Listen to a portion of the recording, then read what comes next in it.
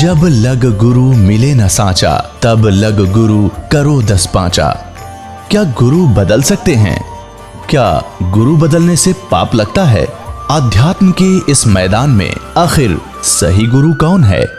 गीता जी में वर्णित तत्वदर्शी संत कौन है? इन सभी प्रश्नों के उत्तर जानने के लिए अवश्य सुनिए जगत गुरु तत्वदर्शी संत रामपाल जी महाराज के मंगल प्रवचन। सतगुरुदेव की जय। बंदी छोड़ कबीर परमेश्वर जी की जय। बंदी छोड़ गरीबदास जी महाराज जी की जय।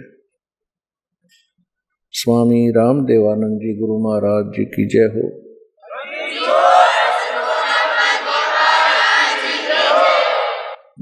गरीब नमो नमो सतपुरुष को नमस्कार गुरु की नहीं। सुर नर मुनि जन साधुआं संतों सर्वस दी नहीं। सतगुरु साहेब संत सब डंडो तुम प्रणाम। आगे पीछे मध हुए तिनको जा कुर्बान।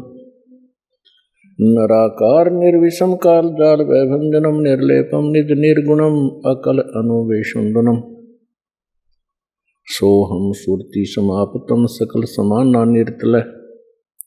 उज्ज्वल हिरंबर हरदमम बेपरवाह अथाह वार पार निमज्जतम। ग्रीव जो सुमर सिद्ध होई गणनायक गलताना। करो अनुग्रह सोई पारस पद परवाना। आदि गणेश मनाऊं गणनायक देवन देवा। चरण कमल लो लाऊं आदंत करूं सेवा। परम शक्ति संगीतम रिद्धि सिद्धि दाता सोई। अवगत गुण अतीतं सत्पुरुष निर्मोही। जगदम्बा जगदीशं मंगल रूप मुरारी। तन मन अर्पों शीशम भक्ति मुक्ति भंडारी। सुर नर मुनि जन ध्यावें ब्रह्मा विष्णु महेशा। शेष सहस मुख गावे पूज्य आदि गणेशा। इंद्र कुबेर सरीखा वरुण धर्म राय ध्यान। समर्थ जीवन जी का मन इच्छा फल पावे। 33 कोटि अधारा ध्यावे 88। उतरे बहुदल पारा कट है यम की फांसी। 33 कोटि अधारा ध्यावे 88। उतरे बहुदल पारा कट है यम की फांसी। कर जोरों विनती करूं धरूं चरण पर शीश।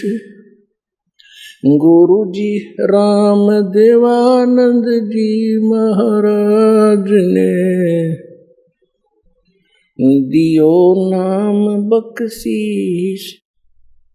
कोटि कोटि सिजदा करूं कोटि कोटि प्रणाम। चरण कमल में राखियो मैं बांधी जाम गुलाम।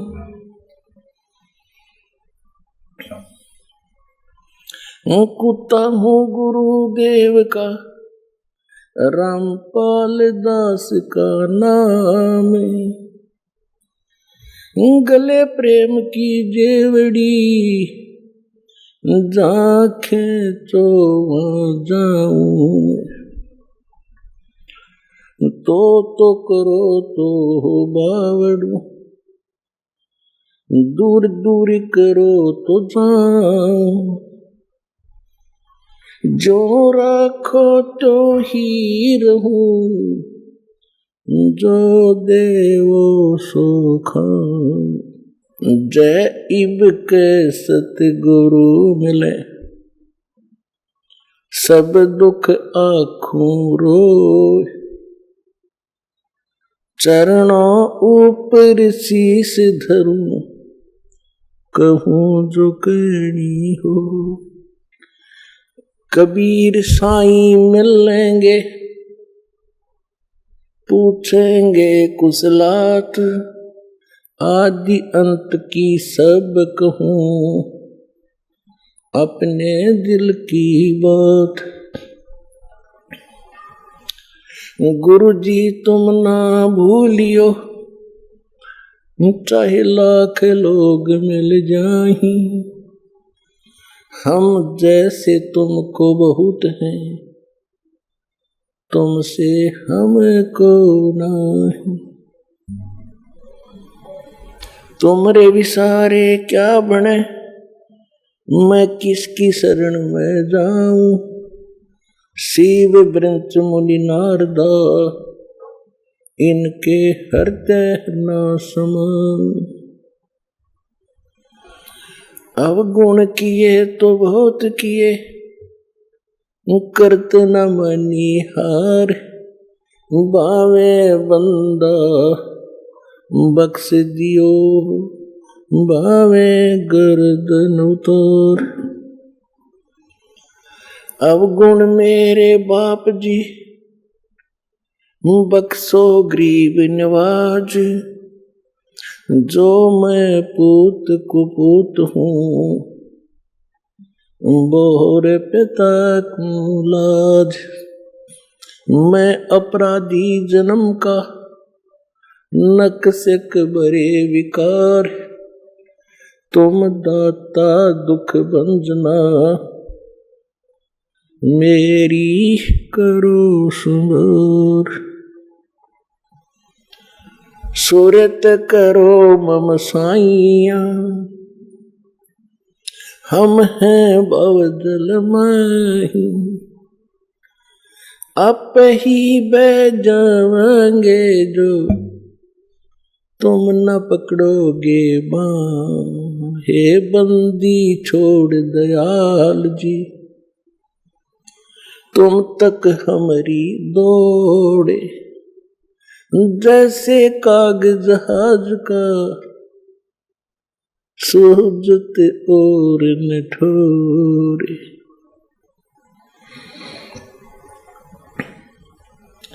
परमपिता परमात्मा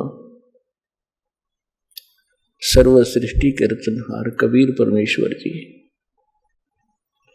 ये हम सभी आत्माओं के पिता हैं, ये हम सभी के जनक हैं, और हम एक ऐसी भयंकर भूल करके, ऐसी भयंकर गलती करके हम इस गलत स्थान पर आ गए,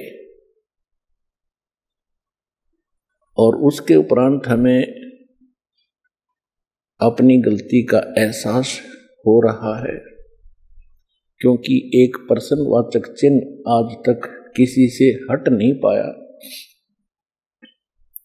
कि हम क्यों मरते हैं, क्यों जन्मते हैं। हम कितना अच्छा परिवार बनाते हैं, उनमें कितना अच्छा प्रेम होता है, मोह होता है, लगाव होता है, और एक सेकंड में वो सब बिखर जाता है। इसके विषय में हम कभी चिंतित होते हैं तो फिर सोच लेते हैं कि सभी के साथ हो रहा है, ये एक परंपरा मान ली हमने कि ऐसा तो होगा ही होगा, पर ये काम तो करते ही रहो। कौन सा कार्य करते रहो? कोठी बनाओ, बंगले बनाओ, कार बड्डी लो और मर जाओ। ये कौन सा कार्य था? तो ये सभी हमारे साथ जो घटनाएं घट रही हैं, आप प्रतिदिन देखते हो, किसी न किसी गांव में या किसी घर में अपने खुद को भी बहुत सी ऐसी घटनाओं से हमारा पाला पड़ा है। तो ये सब हो क्यों रहा है? तो उसके लिए परमात्मा हमें स्वयं आकर के ज्ञान कराते हैं कि आप इस गलत लोक में आ गए, और यहां से जाने का जो तरीका है, इस जन्म और मृत्यु के रोग से बचने का जो तरीका है, जो विधि है, वास्तविक भक्ति है, वो परमात्मा स्वयं ही बताते हैं। और उसके लिए वो स्वयं सशरीर वहां से आते हैं जहां परमात्मा रह रहे हैं, और यहां आकर के अच्छी आत्माओं को मिलते हैं, उनको अपना परिचय देते हैं, फिर यथार्थ ज्ञान समझाते सुनाते हैं।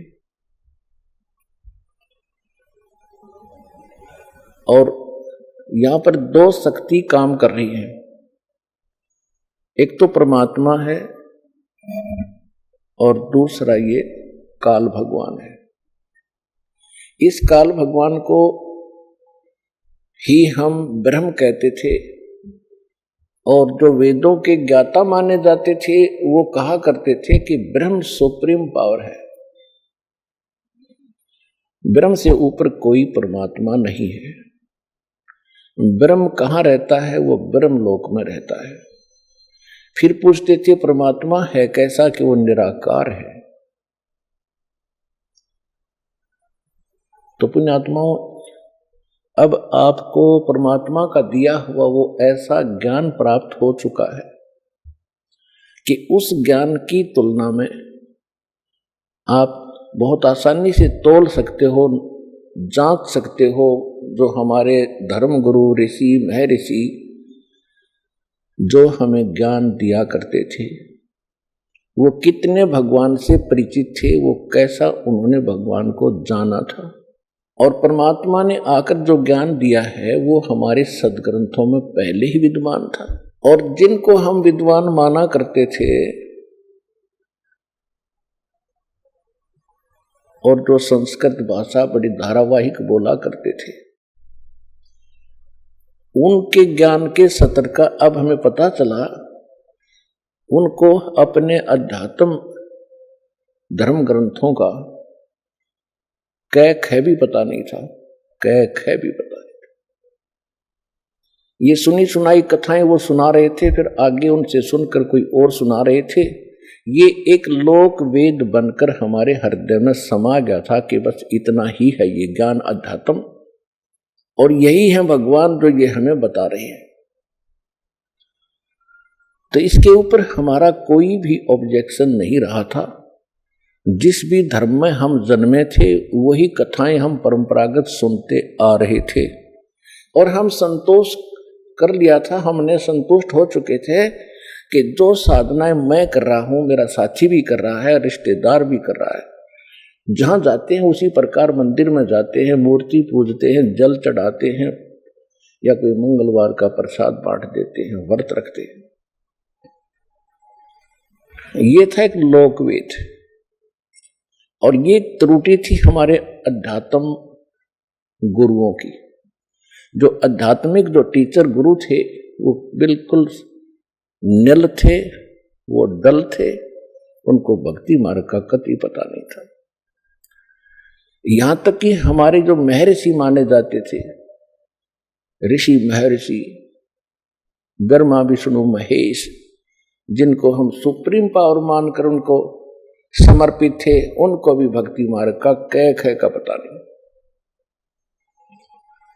पुण्यात्माओं, अगर ये शब्द जो दास आज बोल रहा है, यदि ये शब्द 50 वर्ष पहले भी बोले जाते तो कोई सुनता नहीं, कोई सत्संग में आता नहीं, और विरोध और करते, गालियां देते कि सिरफरा बैठा है बरवाले में, पता नहीं क्या बकवासें घट रहा है।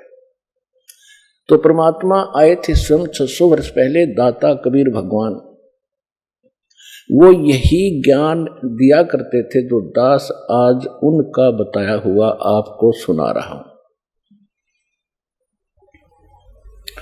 और उस समय जब परमात्मा यही ज्ञान बताया करते थे, उनको कितनी यातनाओं का सामना करना पड़ा, उनकी जीवन लीला से खूब जाना जा सकता है। इन्हीं के कारण उनको उबलते हुए सरसों के तेल के कढ़ाई में जलते हुए, जैसे पूरी तारते हैं से उबलता हुआ, उसमें डाल दिया भगवान को। समर्थ थे परमात्मा, अविनाशी हैं, उनको कुछ नहीं हुआ। घेरे कुएं में, बहुत गहरा कुआं होता था, 200-200 फुट नीचा, जल नहीं था, उसमें डालकर ऊपर से मिट्टी, गोबर, छड़े, कांटेदार झाड़ियां से ठोक दिया। परमात्मा थे वो बाहर बैठे पाए। कहने का भाव ये है कि वो तो भगवान के साथ ऐसा हुआ था, अगर इस दास के साथ हो जाता तो पहले झटके मर लेता। तो इसलिए परमात्मा ने ये तरीका अपनाया कि पहले तो भगवान वो ज्ञान देकर गए, और जो विरोध कर रहे थे हमारे धर्म गुरु पंडित, वो कहते थे इसको कुछ नहीं मालूम, ये झूठा है, ये क्या जाने वेदों और गीता को, क्या जाने ये पुराणों के विषय में, इसको संस्कृत भाषा नहीं आती। तो ये हमारे हृदय में घर कर गई ये बात उनकी कि कबीर जी अशिक्षित हैं और हमारे धर्म गुरु काशी विद्यापीठ से ये पढ़े हुए हैं, और हमारे सदग्रंथ भी संस्कृत भाषा के अंदर ही लिपिबद्ध थे। तो जिस कारण से हमें अपने उस नकली धर्म गुरुओं पर अविश्वास नहीं हुआ कि ये झूठ बोल रहे हैं कि कबीर जी गलत ज्ञान दे रहे। तो परमेश्वर ने इसलिए ये शिक्षा आपको दी है। आपको अभी तो शिक्षा का जो उद्देश्य है यही मान रखा है कि ज्यादा से ज्यादा कमाई करूं, धन जोड़ूं, कोठी बनाऊं और कार लूं, अपना बेटा बेटी को पढ़ाऊं, ये उच्च अधिकारी लगे, घनी माया जोड़ें। और जिसमें आपको जो दास आज वचन बोल रहा है कि ये शिक्षा परमात्मा ने आपको दी है, और इस शिक्षा ने आपको इतनी हानि कर दी है आप अंदाजा नहीं लगा सकते। केवल आपने रोजी रोटी को ही उत्तम मान लिया। ये रोजी रोटी तो परमात्मा आज से पिछले इतिहास देखो, हमारे दादे परदादे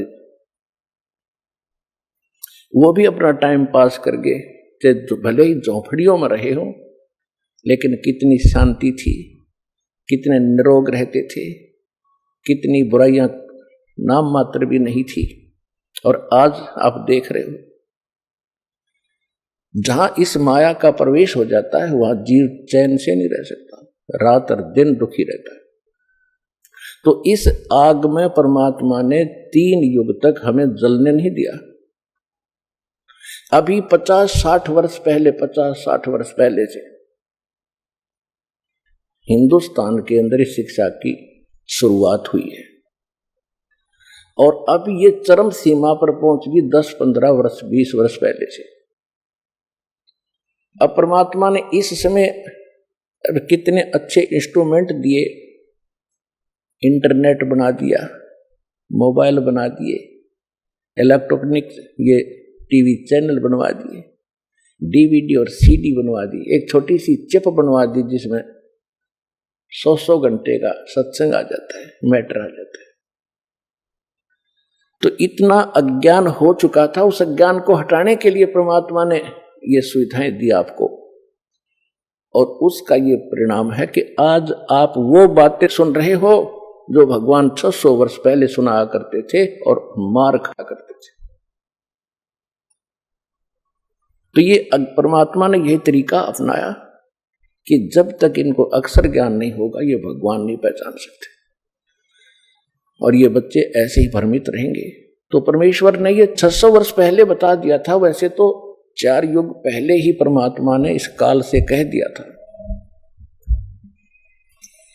क्योंकि काल ने कहा था कि 3 युगों में जीव मत ले जाना, कम ले जाना। तो परमात्मा ने भी उसकी ये शर्त मंजूर कर ली थी कि ठीक है जो आप कहते हो ऐसे ही करूंगा। फिर काल ने कहा था कि 4था युग जब कलयुग आवे तब तो शरण जीव बहु जावे, प्रथम अंश हमारे जाहि और पीछे अंश तुम्हारे जाहि, ऐसा वचन हर मोय दीजे तब संसार गवन तुम कीजे। अब जो प्रसंग चला है इसके लिए थोड़ी सी भूमिका बतानी पड़ेगी कि परमात्मा जब प्रथम बार यहां आए और यहां हाहाकार मच चुकी थी, क्योंकि यहां तो दुख ही दुख है, बेशक सत्य भी क्यों ना हो, मृत्यु तो वहां भी थी, वृद्धावस्था भी थी। वृद्ध अवस्था और मृत्यु इस प्राणी के लिए सबसे बड़ा कहर है। और ये दोनों कंपलसरी क्यों गए, एक आध से बीच में अचानक मर जाए, लेकिन वो मृत्यु अच्छा नहीं मानता कोई भी। और बुढ़ापे में मृत्यु कोई बड़ी बुरी सी नहीं लगती।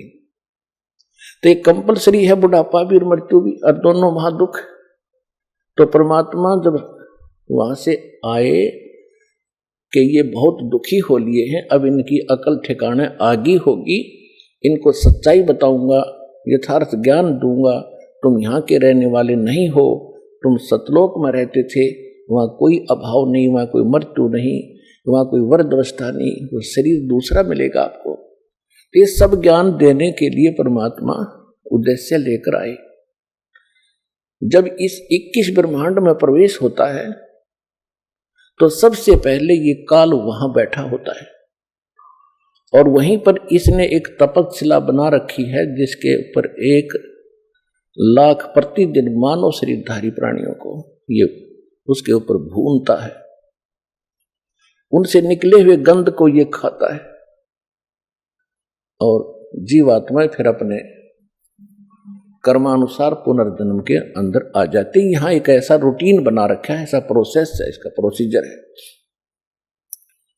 तो जो ही परमात्मा वहां आकर खड़े हुए, कहां पर 21वें ब्रह्मांड के सबसे पहले स्थान पर, जहां पर 1 लाख मानव शरीरधारी प्राणियों को भून कर खाने का इसने सिस्टम बना रखा है, तपस्शिला। एक पत्थर की टुकड़ी बहुत बड़ी जो स्वतः गर्म रहती है, और वहां पर 1 लाख प्राणी जल रहे थे। उनके पास परमात्मा आकर खड़े हो गए। जो ही भगवान उनके पास आकर खड़े हुए तो उनकी जो तपत थी, जो आंच थी, वो नहीं लगी। टुकड़ी ज्यों की तो गर्म थी, ऐसे ही उसमें से लपट निकल रही थी। लेकिन उन जीवों को जो वहां बैठे थे उसमें भून रहे थे, उन पर आंच लगनी बंद होगी और वो बैठ गए सारे। तब सामने भगवान को देखकर उन्होंने कहा कि हे परमात्मा, हम कौन से कर्म का दंड यहां भोग रहे हैं। उन्होंने सोचा यही है भगवान, ये आ गया सामने खड़ा है। परमेश्वर कबीर जी ने कहा कि तुम जो ये सजा भोग रहे हो, ये तुम्हारे नीचे के कर्मों की नहीं, ये तो सतलोक में तुमने गलती की थी उसका दंड है। फिर परमात्मा ने सृष्टि रचना सुनाई उनको कि तुम पहले वहां रहते थे जहां से मैं आया हूं। वहां कोई मृत्यु नहीं थी, वहां जन्म नहीं था, कोई रोग नहीं था, किसी चीज का अभाव नहीं था। और तुमने ये गलती की थी, जो यहाँ का भगवान है, 21 ब्रह्मांड का जो स्वामी है, ये काल है, ये ज्योत स्वरूपी निरंजन है, इसको ब्रह्म कहते हो तुम। तो इसने एक गलती की थी, ऊपर इसको श्राप लगा था उस कारण से कि 1 लाख मानव शरीरधारी प्राणियों को ये नित्य खाओगा। और तुमने गलती की थी कि भगवान को छोड़कर तुम इसके साथ यहां पहुंच गए। वो दंड तुम ये भोग रहे हो तो तपस्या, और अब जाओगे नरक में, वो तुम यहां के कर्म भोग रहे हो। कोई गधा बना है, कोई पशु बना है, कोई पक्षी बना है, कोई जलचर बन रहा है।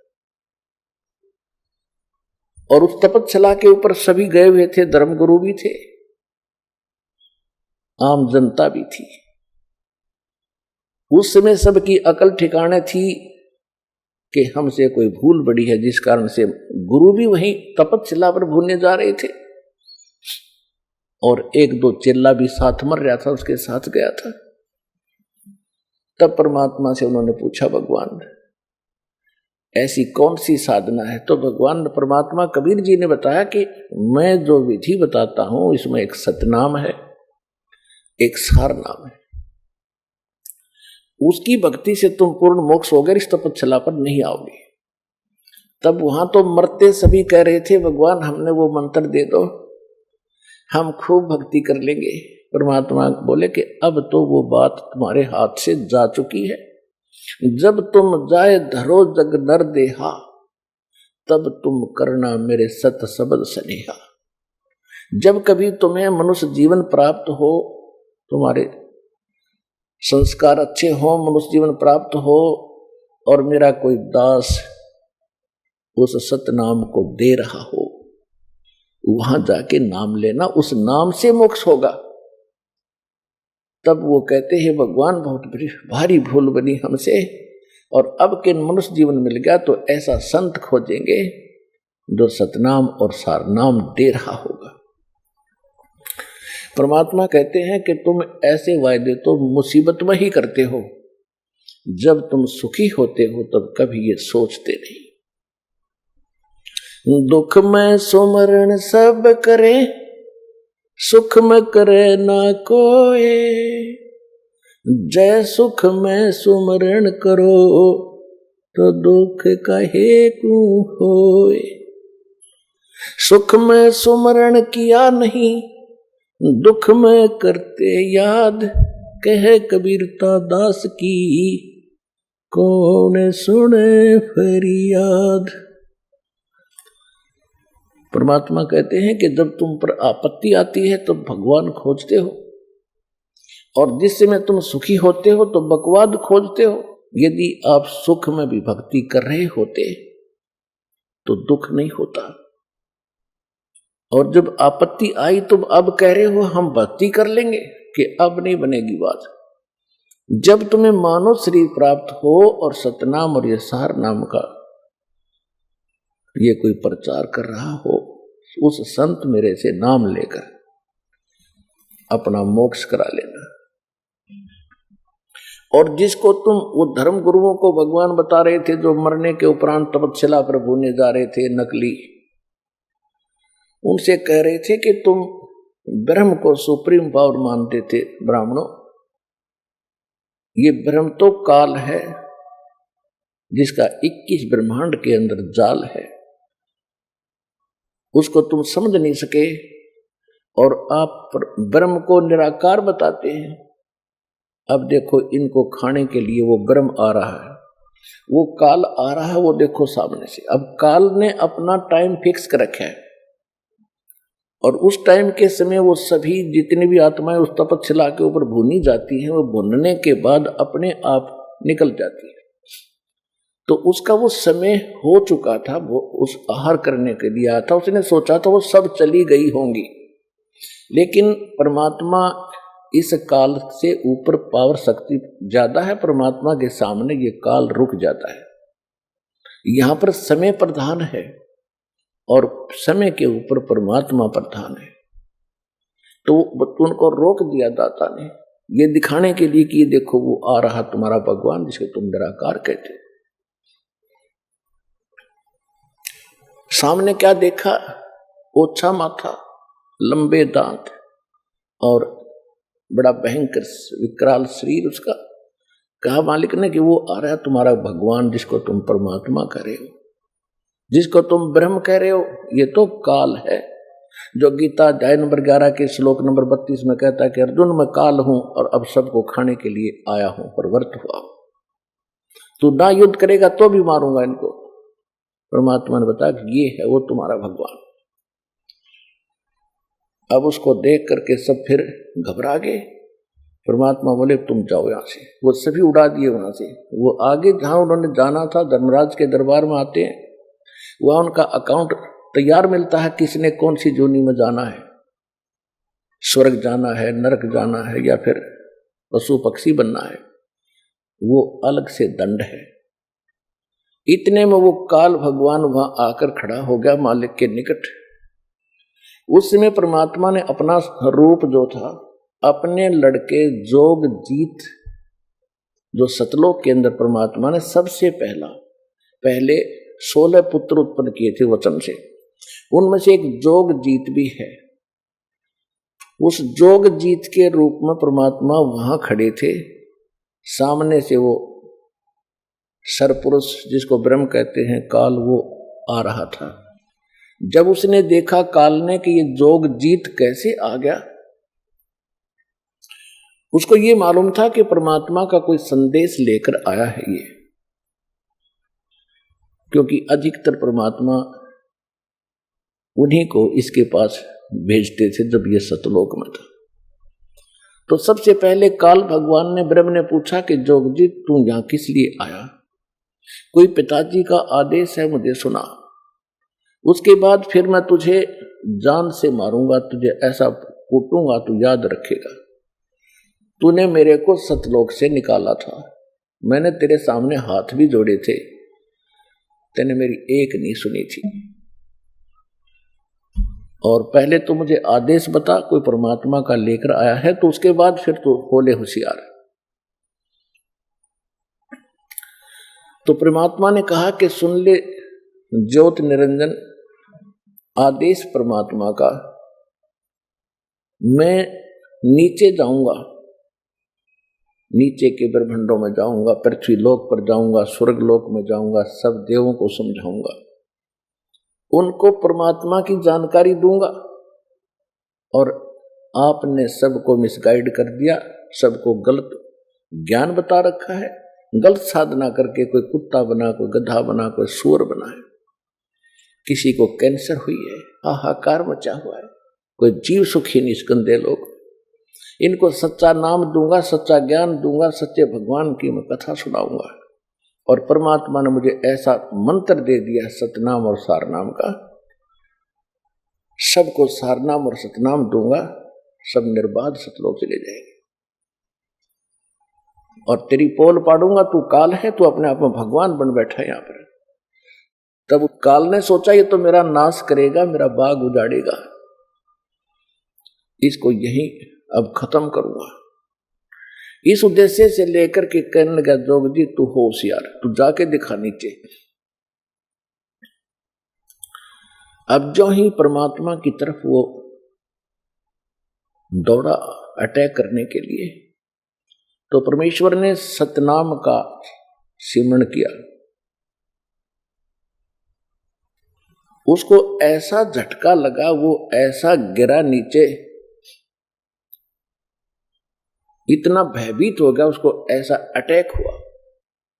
इसमें इतनी ताकत है इस सतनाम के मंत्र में।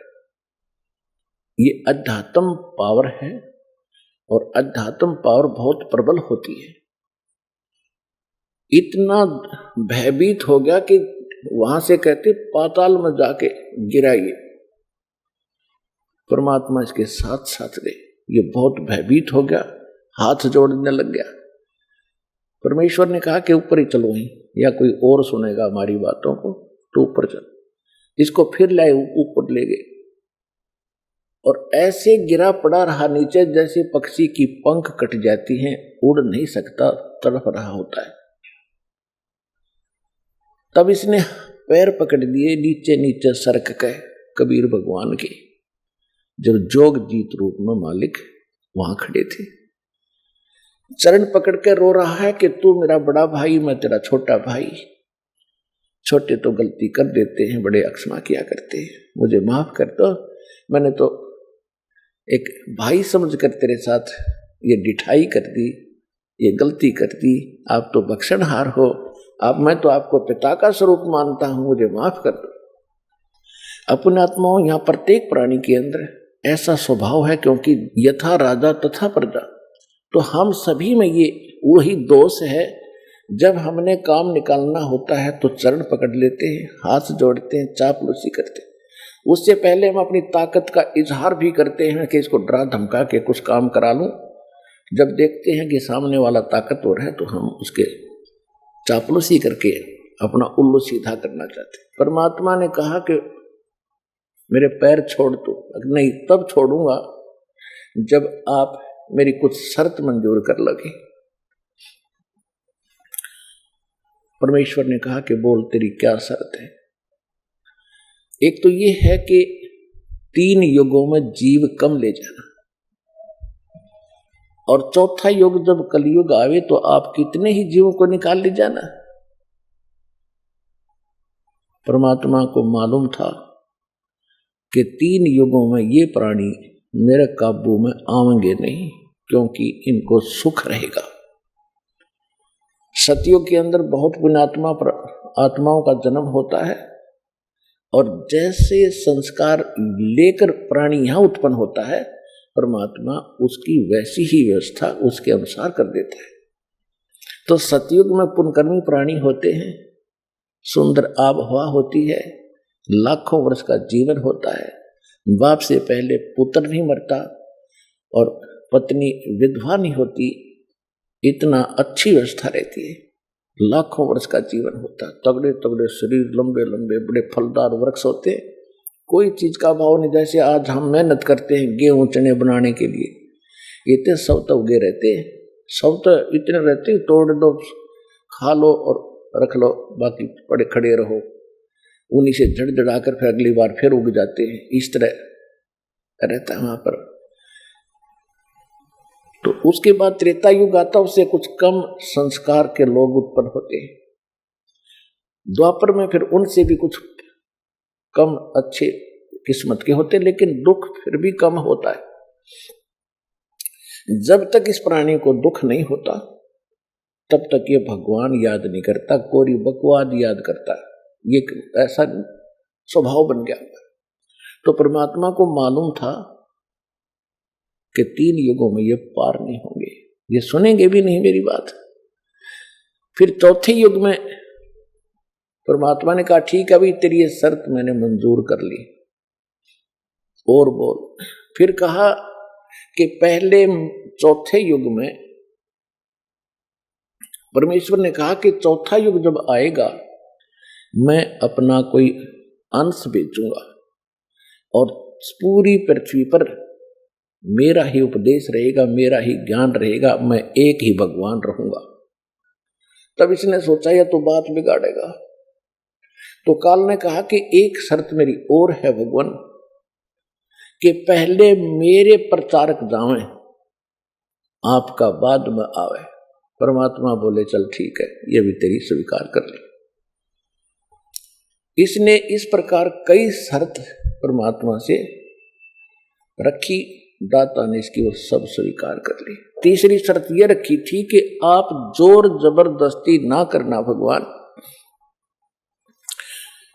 नीचे जाओ तो जोर जबरदस्ती करके उनको दीक्षा ना देना, आप अपना ज्ञान देना, आपके ज्ञान को कोई स्वीकार करे तो वो आपका हो, आपके ज्ञान को स्वीकार ना करे वो मेरा हो।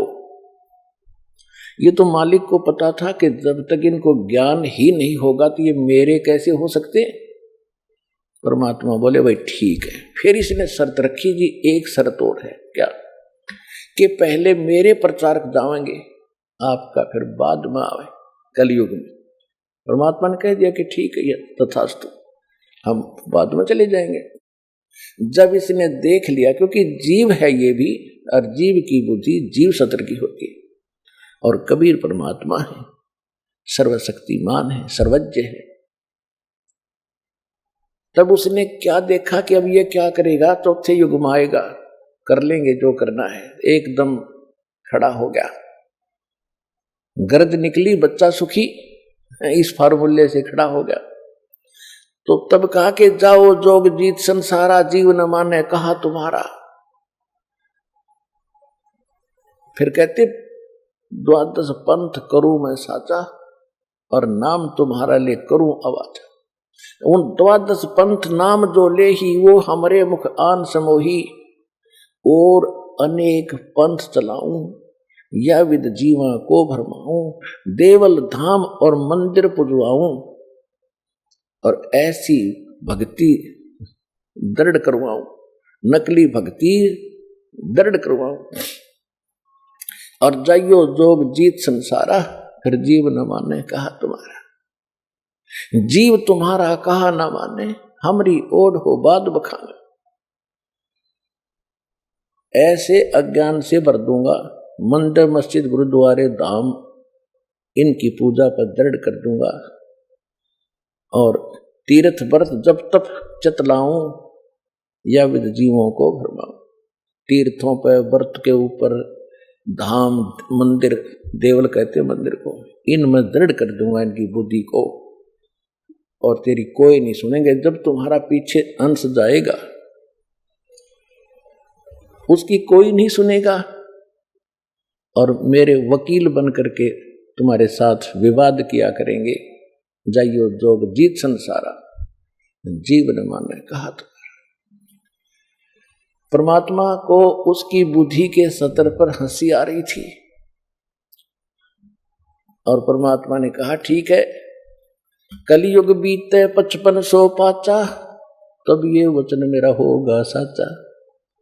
कलयुग बीत जावे जब एता, चौथा युग जब कलयुग आई, तब हम अपना अंश पठाई।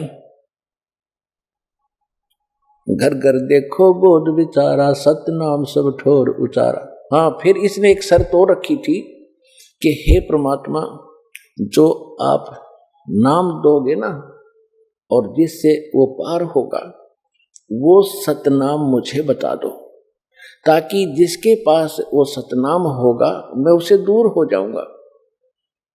परमात्मा बोले मुझे इतना बिल्कुल नादान मत समझे, हाँ ऐसा मेरा बौड़ा मत समझे मूर्ख, और जो तैने चतुरता की है इसका तुझे आगे पता लगेगा।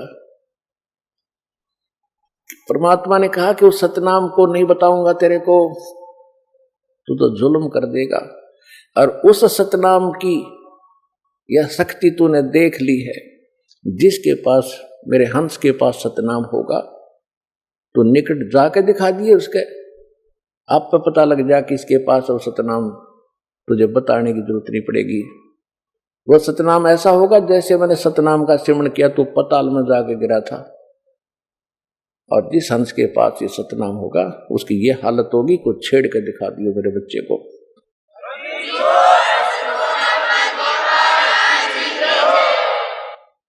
तो क्या कहा कि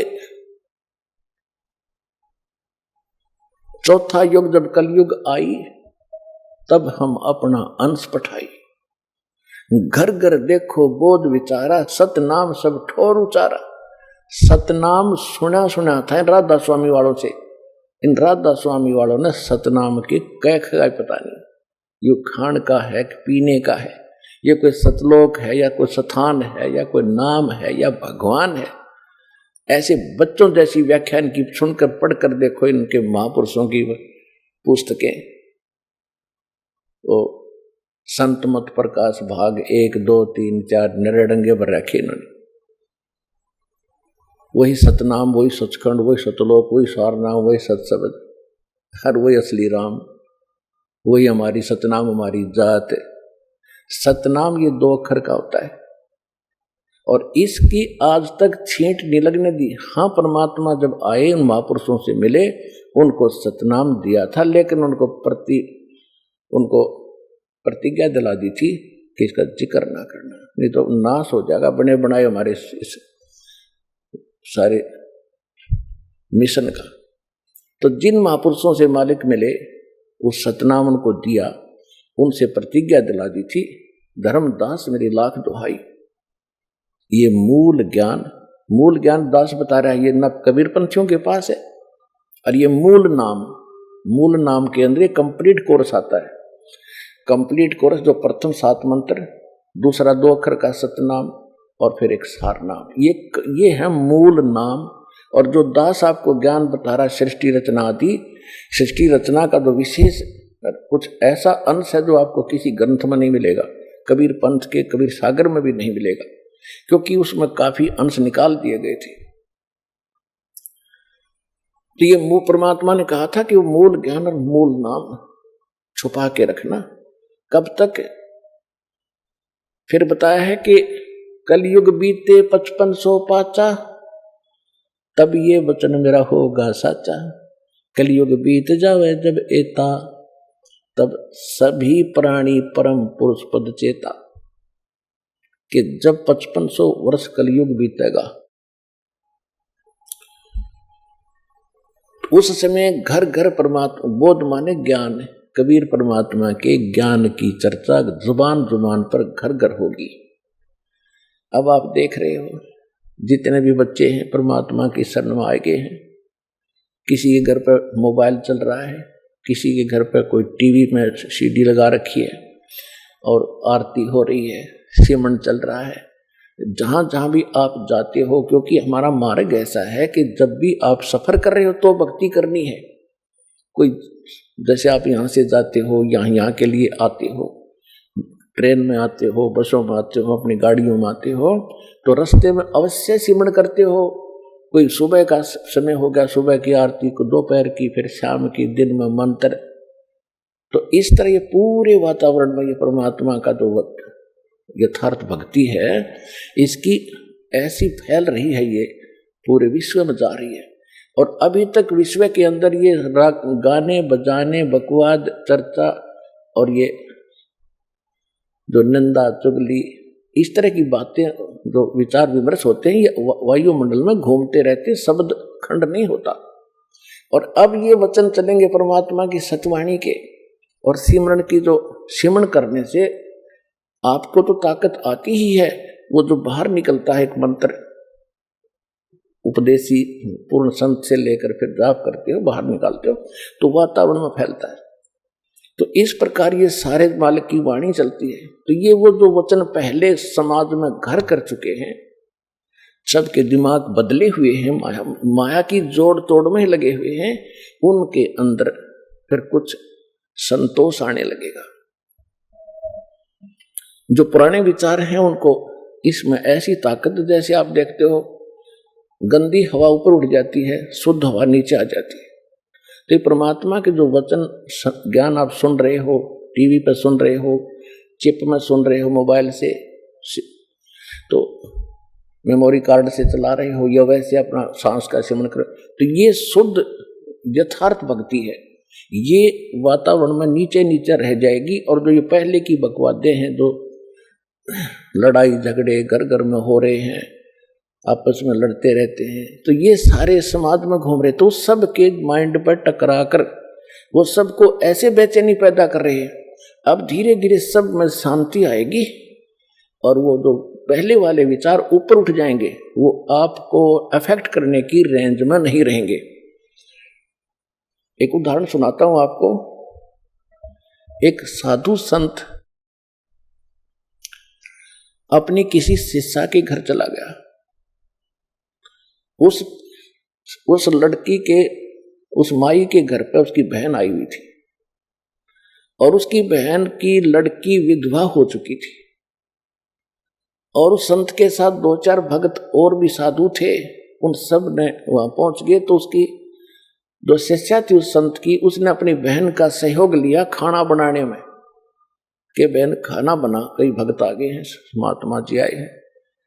तो जब उन्होंने खाना खा लिया, शाम में वह सो गए, तो सारी रात वो संत बैठा रहा। ऐसा सपना आया उसको कि जैसे मेरी बेटी विधवा होगी। हे भगवान, छोटे छोटे बच्चे हैं, इसका क्या होगा, ये कैसे जीवन निर्वाह करेगी, मेरी तो भोली भाली बेटी है, ये कैसे जिएगी। ऐसा करता करता इतना बेचैन होकर वो उठा तो काफी चिंतित था कि क्या हुआ, ये भी कोई सपने में मैं कभी ये बात भी नहीं करता, कभी चर्चा भी नहीं चलती, ये आया तो आया कैसे सपना। तो उसने दूसरे को बताया, उठकर अपने गुरुजी से बताया। तो गुरुजी ने कहा मैं बताता हूं ये क्यों आ गया सपना। उसने वो अपनी शिष्या बुलाई कि बेटी ये खाना किसने बनाया था आज रात का, कि मेरी बहन ने बनाया था गुरुजी, तेरी बहन को बुलाना। क्या तेरी बहन को कोई ऐसी दुर्घटना घटी है, उसके घर पे कोई ऐसी घटना घटी है, कोई दुख है उसको? हाँ जी, बहुत भारी दुख है उसको, उसकी बेटी विधवा होगी अभी 1 महीना पहले, और बहुत दुखी रहती है। अब वो बहन खाना बना रही थी और मंदिर से सिमरन वो हो रहा था, मेरी बेटी का क्या होगा, छोटे छोटे बच्चे, हे भगवान कैसे निर्वाह करेगी। अंदर से घड़ी दुखी थी। तो वो खाने में प्रवेश हुआ और वो खाना उसने खाया तो उसमें भी वो उचाटी पैदा करती।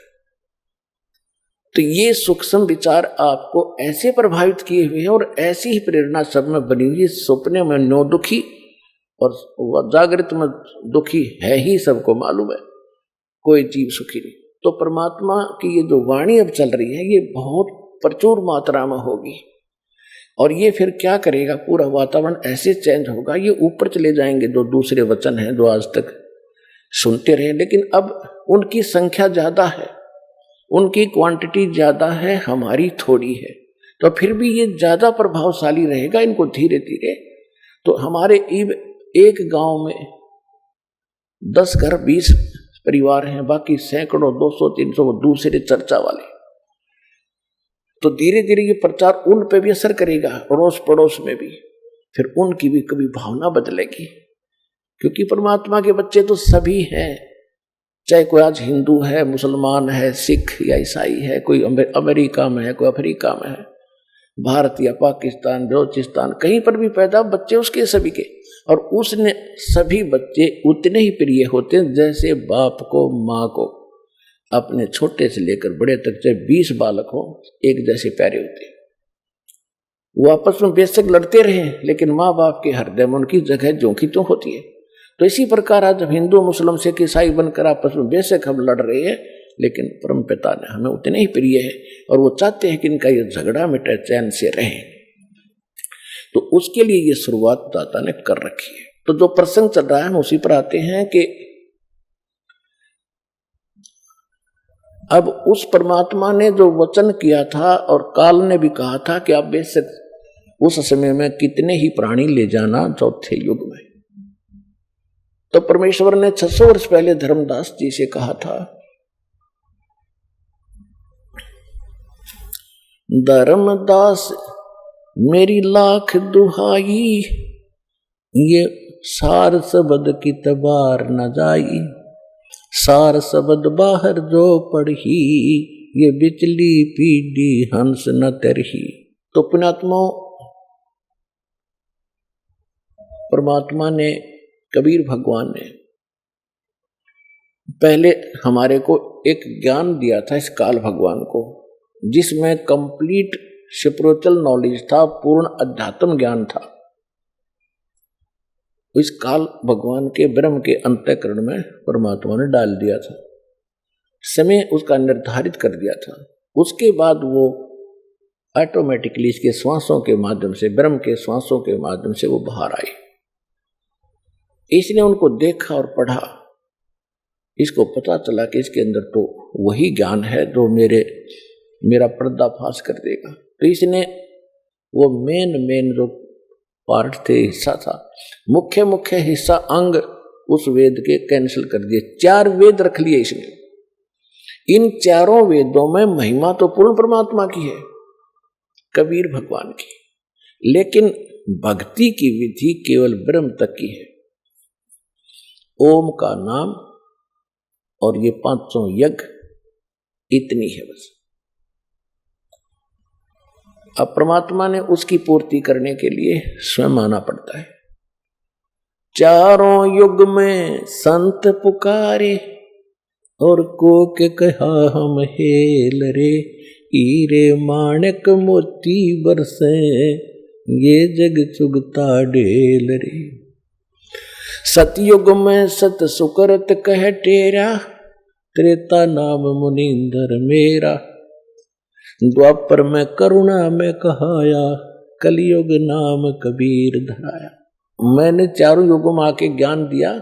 सतयुग में परमात्मा का नाम सत सुकृत ऋषि था, त्रेता में मुनिंदर ऋषि थे के नाम से प्रसिद्ध हुए, और द्वापर में करुणा में नाम से, और कलयुग में कबीर उनका ओरिजिनल नाम है। उस नाम से परमात्मा कलयुग में प्रकट हुए। इस कबीर नाम में भी बहुत ताकत है। जैसे कुरान शरीफ में एक कलमा है इनका, उस कलमा में करते हैं अल्लाहु अकबर। अल्लाहु अकबर, अल्लाह माने अल्लाह, अल्लाह माने भगवान, अकबर, अकबर नहीं, वो कबीर है। जैसे अपभ्रंश करके हम उसको अपनी अपनी भाषा में चेंज कर लेते हैं, तो अल्लाह कबीर है, कबीरू है, कबीरन है। तो बोलने का अंतर है ये, और भाषा में अंतर हो जाता है। तो इस प्रकार वो अल्लाह कबीर है, अल्लाहु अकबर है। और हजरत मोहम्मद जी को भी परमात्मा स्वयं कबीर जी आकर मिले थे। उस समय तक हजरत मोहम्मद जी का बहुत बोलबाला हो चुका था, काफी शेष हो गए थे, मुसलमान उनके अनुयायी गणे हो गए थे। और उधर से एक जबरील नाम के देवता ने उनको इतना भयभीत कर रखा था, भयभीत करके उसने अपना ज्ञान कुरान शरीफ का पढ़ा दिया था। परमात्मा उनको मिले, सतलोक लेकर गए। यह एक मिनी सतलोक है, लेकिन वो नीचे की जो प्रभुता थी वो छूटी नहीं, वापस आ गए। कभी गरीबदास साहिब जी ने परमात्मा की वाणी को यथार्थ चित्रार्थ किया है। उसमें कहा है कि हम मोहम्मद को सतलोक ले गयो, इच्छा रूपी वहां नहीं रहो, उल्ट मोहम्मद महल यानी शरीर में पठाया और गुज बीरज एक कलमा लाया, रोजा बंग नमाज दई रे, बिस्मिल की नहीं बात कही रे।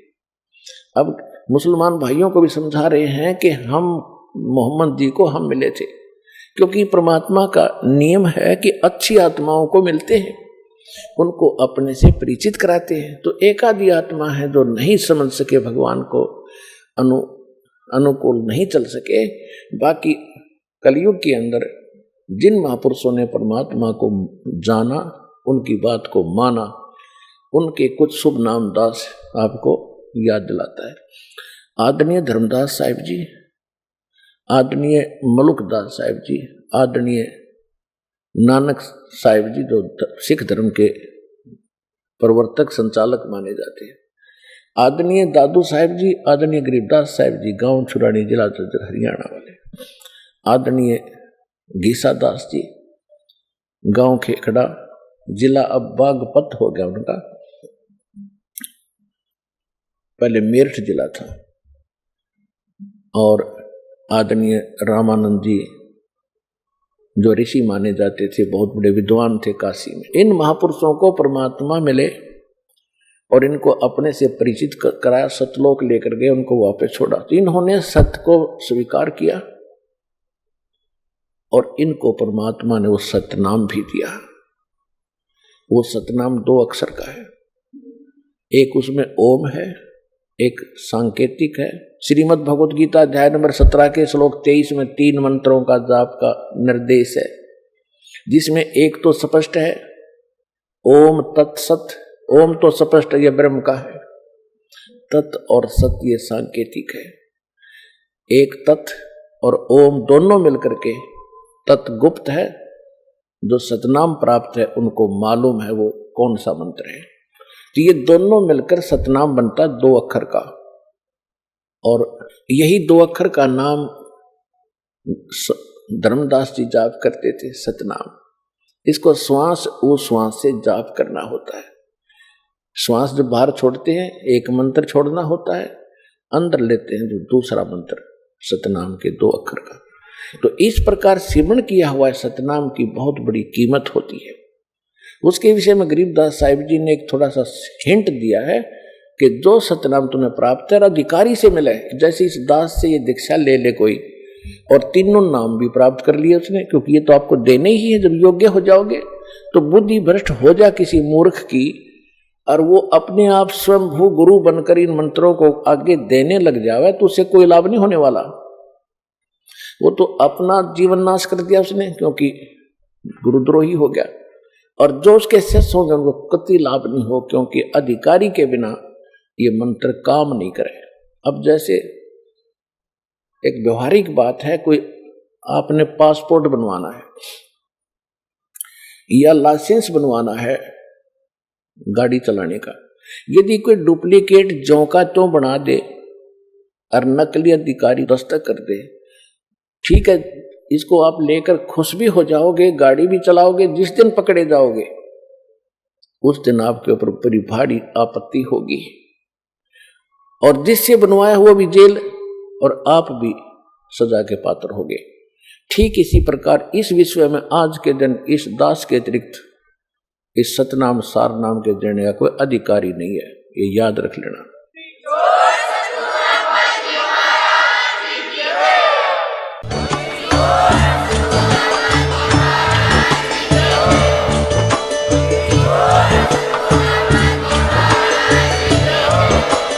आप सुन रहे थे जगत गुरु तत्वदर्शी संत रामपाल जी महाराज जी के मंगल प्रवचन। अधिक जानकारी के लिए विजिट कीजिए हमारी वेबसाइट www.jagatgururampalji.org। संत रामपाल जी महाराज जी के शुभ आशीर्वाद से पूरे विश्व भर में 500 से भी ज्यादा नाम दीक्षा केंद्र हैं, जिन पर संत रामपाल जी महाराज जी द्वारा ऑनलाइन निशुल्क नाम दीक्षा दी जा रही है। अपने नजदीकी नाम दीक्षा केंद्र का पता करने के लिए संपर्क करें 8222880541।